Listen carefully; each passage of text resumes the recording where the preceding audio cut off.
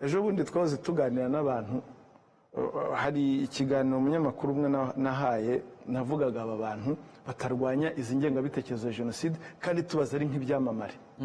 Umuntu umwe muri komantere barahamagara ambwira ngo ariko buriya wowe ntuwakabije ngo wumva ngo umusitari ngo yajya muri biriya ari enjoyinga umutekano w'iki gihugu, arabona n'ubwo bukire no kuba celebre no kubona amafaranga n'ibyo bikorwa remezo acurangiramo byubatswe n'abandi n'abarwanyije jenoside.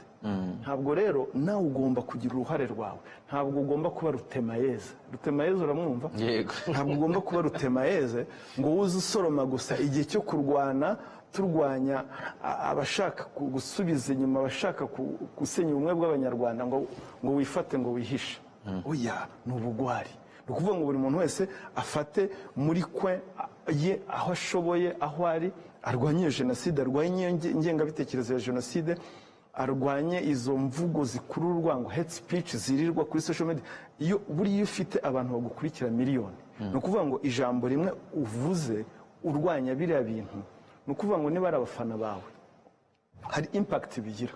Buriya rega ni nko kuvuga ngo wateranyije abantu miliyoni 1,000 ubakoresheje inama ubahaye iki gitekerezo, abagufana rero baragikurikiza, bari posting nabo urumva niko ni akantu gato, umusanzu wawe mu buryo bwawe.